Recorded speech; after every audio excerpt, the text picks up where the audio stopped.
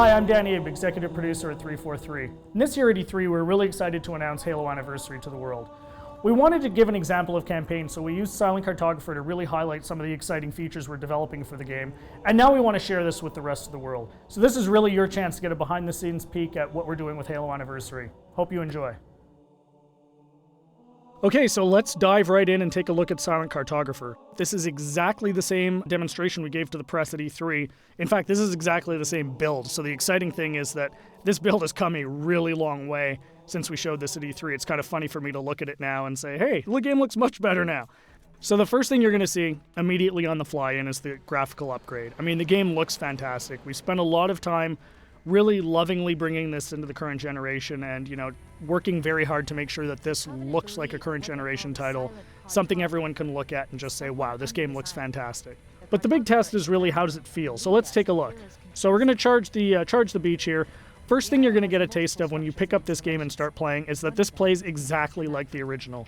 That was a core development principle for us, is this game needed to play exactly the way it did 10 years ago. I mean, this is the game that launched a generation of shooters, so we had to make sure that that feeling was identical to that experience that everybody remembered 10 years ago, because this is really a gift to the fans. This is a way to relive the experience of playing Halo 1 for the first time, so we really wanted to make sure it was identical. And the way we did that was actually a fun technical trick. We're actually running portions of two engines at the same time. So the underlying code, the code controlling how the game feels, how the AI reacts, all of that stuff, is a lot of it's the original Halo 1 code, and that was really the best way for us to ensure that the game played exactly the same as it did 10 years ago.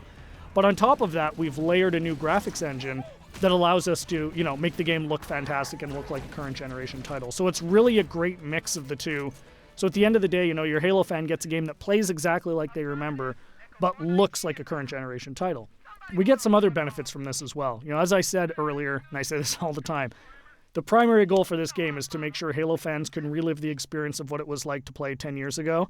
And one of the big tools we have in our box to do that is Classic Mode. So what's Classic Mode? At the touch of a button, you can swap back and see how the game looked 10 years ago. So here it is. This is, Halo 1 10 years ago. And it's really a magical feature for Halo fans because this just lets you go back in time and see exactly how this game looked 10 years ago. But the fun part is you can come back at any time. So Classic Mode gives you the ability to go back and forth whenever you want at the campaign. So one of the things that's fun to do is get out to a spot like this that, just looks beautiful. You've got the water, the sun reflecting over it, the Halo ring in the background, and say, hey, what did this look like 10 years ago? Touch a button, and there it is, right? I mean, it's really, really, really a lot of fun to go back and forth between the two modes. And this is something I personally get the most excited about. And I think, the fans are really going to love it too. This was definitely a big win at E3. As you can see, the other benefits you get from the new version is you've got the splash effects, the dust effects as you get back onto the beach. The game just looks great. The other thing that's fantastic is for the first time, we're going to have co-op over live for the campaign. So you can hop onto the Warthog with a buddy and just plow through this game and, start mowing down grunts and elites and, just team up with a friend. Get on, go, hook up on live and play through the campaign together. And, we think people are really going to love that too. I often say, what would Halo 1 be without the Magnum?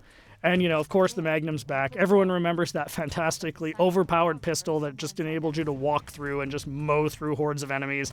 Tremendous amount of fun. So, we're excited to bring that back as well. Again, you can see the game plays exactly the same as it did. Cannot highlight that enough. That was really, really important for us to make sure that this game played the same as it did, because this is really an iconic game. This is the game that convinced a lot of people, myself included, that you could actually have a fun first-person shooter experience on the console. I mean, I was a hardcore PC shooter guy, who said you're never going to make a game on the console that is going to, make me want to play. And this is the game that changed my, my impression of it. And it's the same for millions of Halo fans. And those fans, that's who this game is for. This game is really a labor of love for us here at 343, and we're really excited to be able to present it to you. So there's your sneak peek of Silent Cartographer. Really just the tip of the iceberg. We've got a lot more features we're going to announce as we get closer to launch. Come to Halo Fest at the end of August and see the whole game in action. See you then.